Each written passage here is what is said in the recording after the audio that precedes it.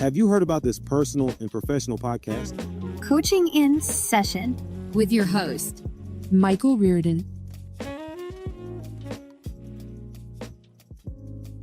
So continuing on with the aspect of love this week, because of course, Valentine's Day, everyone's talking about love. They're going out, they're buying flowers, they're buying teddy bears, they're buying all these Hallmark cards, and they're putting all their feelings into words, and they're saying how much they love someone, and they're showing them how much they appreciate them. This is a wonderful thing. But then you have to ask yourself, what about tomorrow? What about next week? What about next month? What about next year? It seems like moments like these are going to be those wake-up calls, almost like the partner, the spouse, whoever, that says, I think we need to go see a therapist. I think we need to go see a counselor. I think we need to go reach out to Reven Concepts. I think we need to go talk to Michael because something is not right in our relationship. Sure enough, things might not be going well for you. Maybe one person is seeing all the problems, and the other person thinks everything is fine, right? There's no problems here. Maybe that's because that's their upbringing. And we're going to be talking about that in just a moment. I do have to say that when it comes to a relationship, it's not necessarily complicated, right? Love can be challenging, right? There's certain aspects to living with people can be challenging.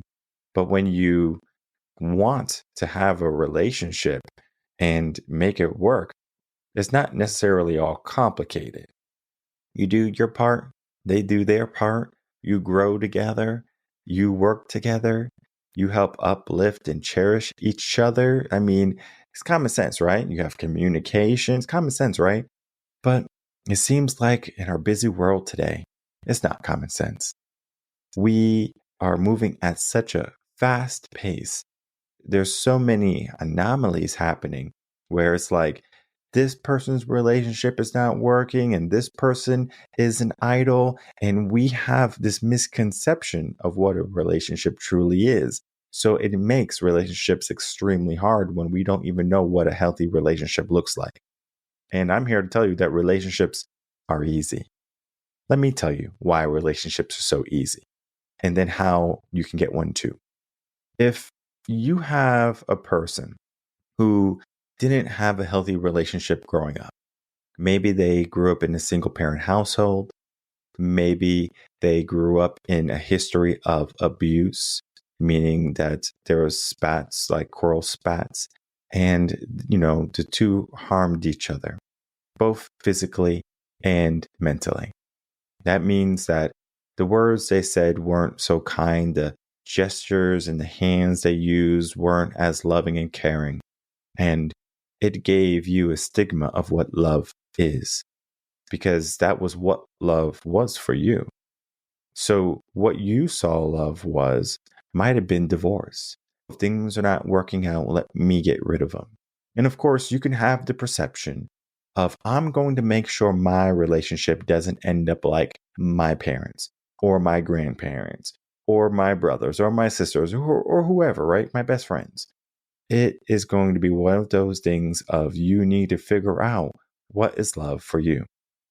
Now, if you don't have those examples of what love is, you might look at maybe Kim Kardashian and Kanye West. Oh, Kim got a different husband, she got a different boyfriend, and she moved on and she's happy.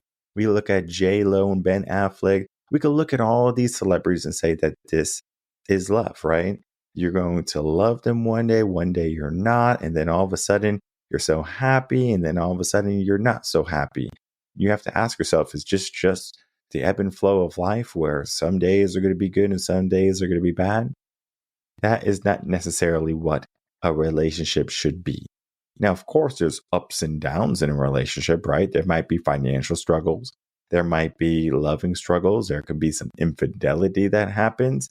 With all of this, it typically stems from the actions and behaviors of someone who didn't truly understand how important their relationship was.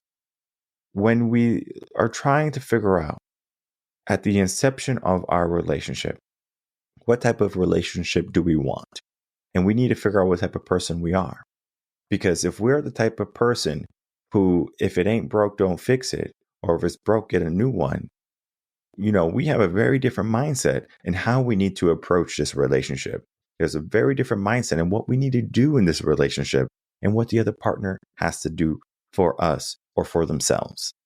So for me, for example, when I look at my examples of marriage, we look at my grandmothers, I look at my parents, I look at the families around me, and I say, okay, well, what is marriage?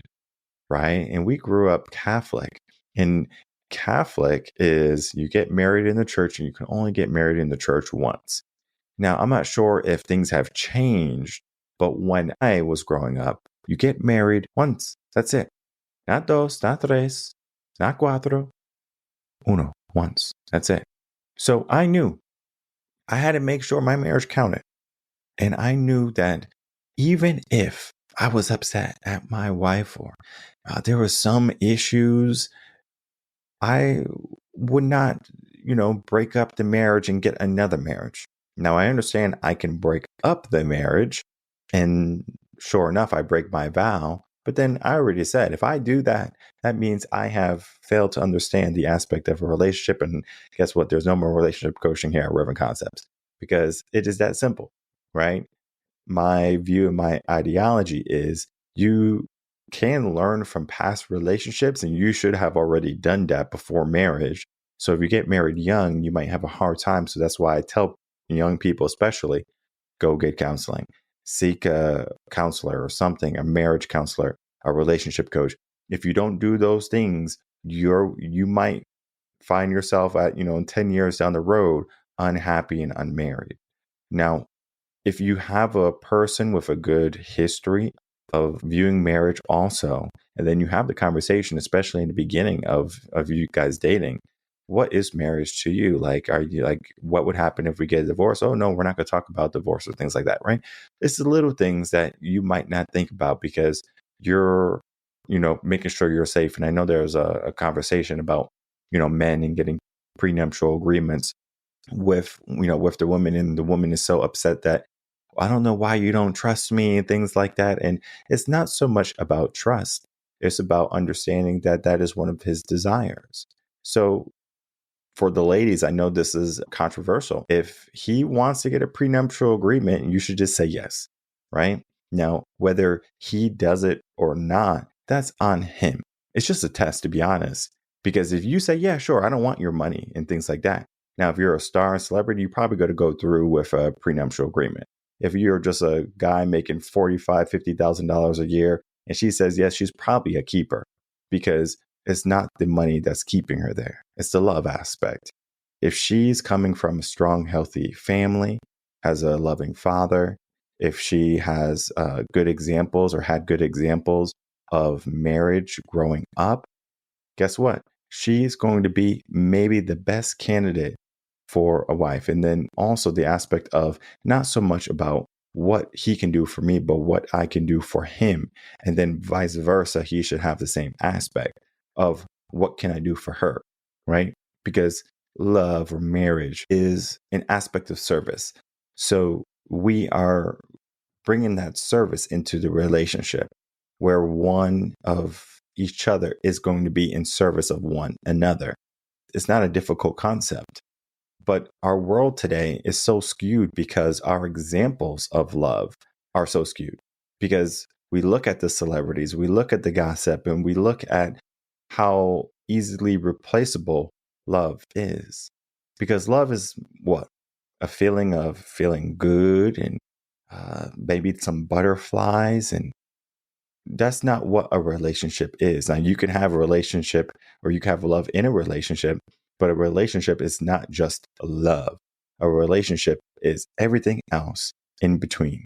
It's lifestyle, it's hardship, it's struggle, it's challenge. It is love at some points.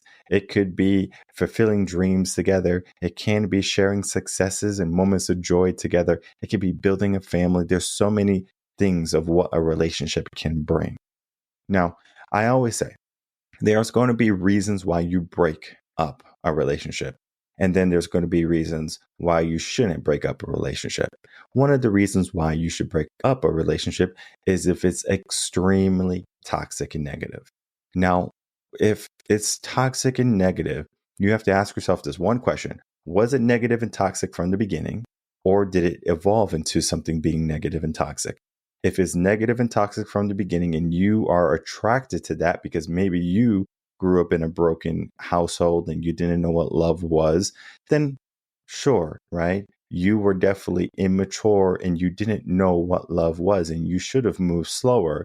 But again, you were fooled to understand or to think that a relationship would make you happy. And there's so many people into that scenario, in that predicament. So of course, getting out of it makes sense because now you have matured. Now, if you grew together with that individual and you helped each other get out of that toxic type of situation, yeah, sure, right?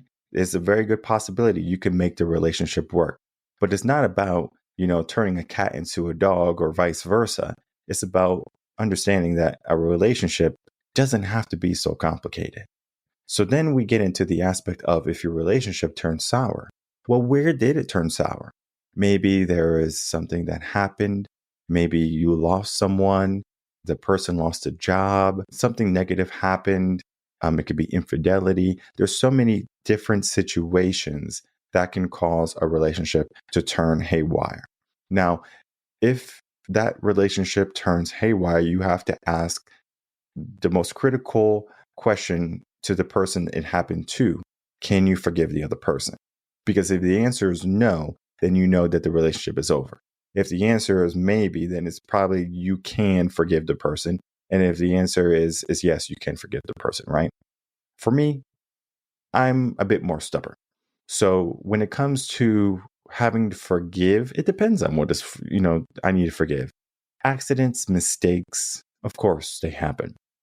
But a night of going out with your friends and drinking, and then you have, fell on some guy's thing, that's definitely not an accident, right? We can't say that the reason why I got into this DUI car accident and that I killed the other occupants that were driving in the other vehicle is not an excuse on the alcohol, right? We just can't say that this is to blame when we have to be able to take responsibility in all we do. So if we're having hard situation, we are coping with some type of outside stimulus, whether it be some type of drug or drink, that can inhibit our thinking. And we need to do our best to say, hey, if I want good things to happen in my life, I need to be doing the things that are going to be good, not only for me, but for the person that I'm sharing my life with now. Because that's what it is two people becoming one. So in the sense of, I know there's certain people who talk about how a husband should have full control and they shouldn't ask their wife for anything because they're the leaders of the house and things like that. And I mean, it's not about, this bravado of I'm the leader and you need to listen to me. And I know there's a lot of people who talk about, like my body, my choice, or now like it's his body, his choice or something. And like all of this right here are like fighting words. So you're like literally egging on a person to be upset, or you egging on a person to not want to get married or be in a relationship, or to have some animosity because there's some type of view of what a relationship is. And we can look at, pop stars like Taylor Swift, and she has all these boyfriends or whatever, and she breaks up with the boyfriend. She writes all these songs, and then all these girls are out loving Taylor Swift because she's like, leave him and don't worry, and I hate you. And all the girls are like, yeah, I can agree with you, girl, and things like that. And I want you to understand something about guys, ladies. When you're young and when you're in your teenage years, that boy that you're with, because he's a boy, right? He could be a young man or a young adult if you want to consider, but he's still a boy. He doesn't know how to be a man yet. Now, with responsibilities and with a good father, he can be a man a lot more quickly than if he was just kind of left to his devices, because he's just trying to sow his royal oats, and all men are dogs, right? I was told this by my psychology professor in college. And it's so funny because I was dating my high school sweetheart at the time. And I was like, no, that's not true. I love her, blah, blah, blah. And guess what? We're not together. But it's just so funny how, like you're told these things and you can accept it. Because if you think about the biology of what a man is, a man can have as many children as he can a year, while a woman can have one term pregnancy a year. So that means a woman's going to have however many babies she has within her. So of course, it's not just one. She might have twins or quintuplets or whatever. So she can have multiple children. Like she can have a litter of kids, but she's only going to be pregnant once a year, right? Because it takes time for the baby to come out to, grow and everything. But a guy can have kids with one girl and then another girl. And you probably know these guys, right? And some people call them deadbeat dads or, baby daddies or whatever. It's not so much of that they're bad guys. It's just that they're just operating in what biology is. So to go against biology is almost like telling, a guy not to be strong, right? To be weak, to be fragile, to be feminine. And this is something that when you ask a woman who's truly understanding in what she wants in a relationship, she wants a leader. She wants a guy who's going to be disciplined. She wants a guy who's going to be able to take care of her and the family and things like that. Because it's not so much about her always being so career driven, but for her to understand what she truly wants in life and in her relationship. And most people, they want security in their relationship. And if you can make them feel secure in some way, in some level, even in those bad times, right? The relationship is going to stick. It's going to stay a lot more readily than the ones where it's like, I don't feel safe in this relationship. Because as a human need, safety is one of those things we need. And if you don't feel safe in your relationship, that's when you're trying to get out. Happiness is something that can always fluctuate, right? You might be happy one day, you might not be happy one day. You might be doing the things you love with them one day and the next you're not. So it's not always about, well, I'm not happy today. Or, like this person says something mean to me. Do you still feel safe with them? And one of the things I tell people, like when they're having, these relationship problems and things like that, is like, do you feel safe with him? And if the answer to them is no, or just like a hint at no, it's a good chance that that person's thinking about getting out. Now, I understand there's also going to be an aspect of, this person is so controlling and they don't let me be who I am. And it was probably because you didn't explore enough when you were younger. If you did explore, it's because you wanted to explore. If you didn't explore, it's because you didn't want to explore. And I know sometimes I get clients, sometimes they're like, yeah, we've been married, high school sweethearts. And then, someone is now 40 or something. And they're like, yeah, I just want to go explore the world because I don't want to have any regrets later in life. And then sure enough, down the road, they, explore a little bit and they realize what they had was so good. Or maybe they might have been lucky and said, what I had wasn't that good because this is better. But it's not so much about living life about, is this going to be better for me? It's about, can I make what I have the best? Because if I give you some tools right now and I say to build something, are you going to say, no, I don't have the right tools to build? No, you're going to use the tools and the resources I give you to build what you need. And that is life. And that is a relationship. You take what you have, you take all the things that you have learned, and then from there you begin to build. And if you did the work, the groundwork, and I have talked about this, you make sure that your characters are aligned. You make sure that you have at least 7 out of 10 values aligned. And you make sure that any negativities or any things that you don't want in a relationship are not there.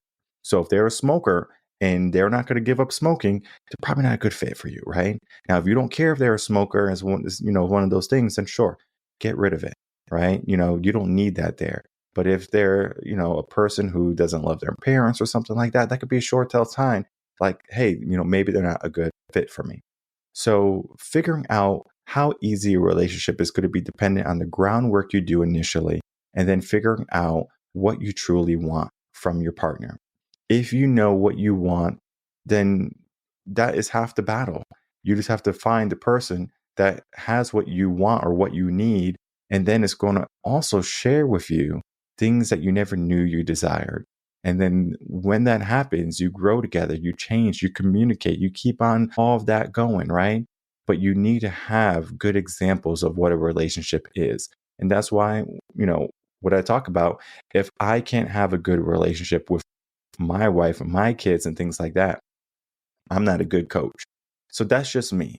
But I know there's many other relationship coaches who want to come on the podcast. One of the things I ask them sometimes, depending on what type of guest I'm looking for, is I say, tell me about your relationship.